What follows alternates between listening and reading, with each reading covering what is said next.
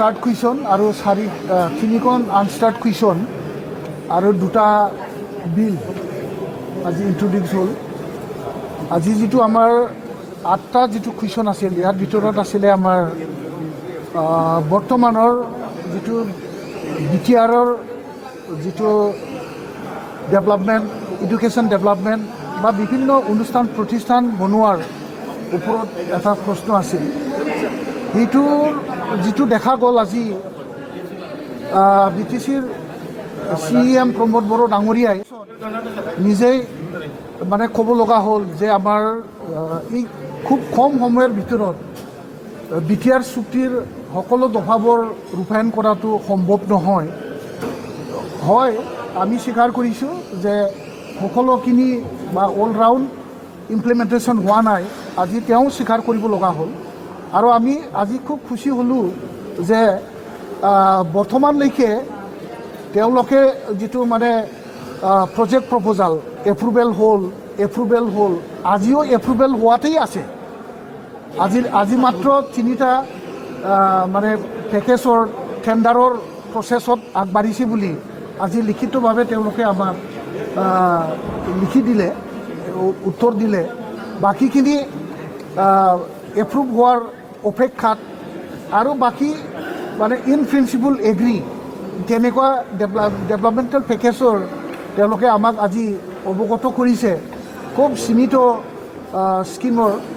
কিন্তু যিবোৰ আমাৰ ইউনিভাৰ্চিটিৰ কথা, ৰেলৱে কোচ ফেক্টৰীৰ কথা, NITৰ কথা, নৱোদয়া স্কুল বনোৱাৰ কথা, বিভিন্ন স্পৰ্টছ ইউনিভাৰ্চিটিৰ কথা, এইবিলাক কথাটো আজিৰ দিনত ইমপ্লিমেণ্ট হোৱা এটাও তেওঁলোকে লিখিতভাৱে আমাক দিব নোৱাৰিলে। আৰু তেওঁলোকে এইবিলাক মানে হ'বহে, আমি প্ৰপ'জাল পঠাইছোঁ, প্ৰপ'জালতেই আজি সীমাবদ্ধ হৈ থকাটো আজিৰ ছেশ্যনৰ জৰিয়তে তেখেতসকলৰ পৰা আমি আদায় কৰিব পাৰিলোঁ। আৰু যিটো মাৰ্টিয়াৰ্ছৰ বিষয়ে আমি এক্স-গ্ৰেচিয়াৰ কথাটো আমি উল্লেখ কৰিছিলোঁ, এই উল্লেখৰ ক্ষেত্ৰত তেওঁলোকে ক'লে যে আমাৰ ইতিমধ্যে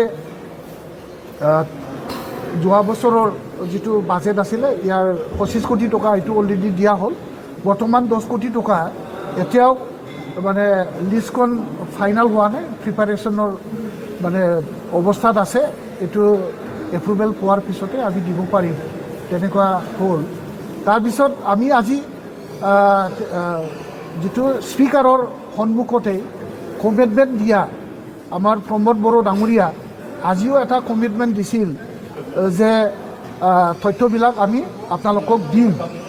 তো আজি আমি কৈছোঁ যে আপোনালোকে লাষ্ট ছেশ্যনত যিটো আপুনি তথ্য দিব লাগিছিলে, গভৰ্ণমেণ্ট অফ ইণ্ডিয়াৰ ইণ্টাৰ মিনিষ্টেৰিয়েল যিটো ডিছকাশ্যন মিটিং, ফজিবিলিটি ৰিপৰ্ট, যিটো BTR চুক্তিৰ দফাবোৰৰ যিটো আমাৰ ডেভেলপমেণ্টৰ যিটো Annexure 2, 3, 4 যিটো লিষ্ট আছিল, ইয়াৰ ফিজিবিলিটি ৰিপৰ্ট মিটিঙত চব নেগেটিভ আহিছিল।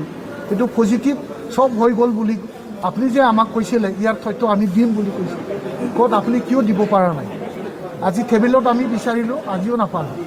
আৰু লাষ্ট যিটো আমাৰ দুজন ex-NDA যাৰ বাৰীত মানে গুলীত মৰিব লগা হ'ল, ইয়াৰ যিটো এক্স-গ্ৰেচিয়া ফৰেষ্ট ডিপাৰ্টমেণ্টে দিয়া বুলি তেওঁলোকে আমাক অৱগত কৰিছিল। আৰু তেওঁলোকে স্পীকাৰৰ সন্মুখত তেওঁলোকে কমিটমেণ্ট ৰাখিছে ইয়াৰ তথ্য যে আমি যে এক্স-গ্ৰেচিয়া দিছোঁ ফৰেষ্ট ডিপাৰ্টমেণ্ট ফালৰ পৰা দিম, সেই কথাটো তেওঁলোকে দিব বুলি কৈছিলে, সেইটোও দিয়া নাই। আজি সেইটোও আমি স্পীকাৰৰ জৰিয়তে এইটো আদায় কৰিলোঁ।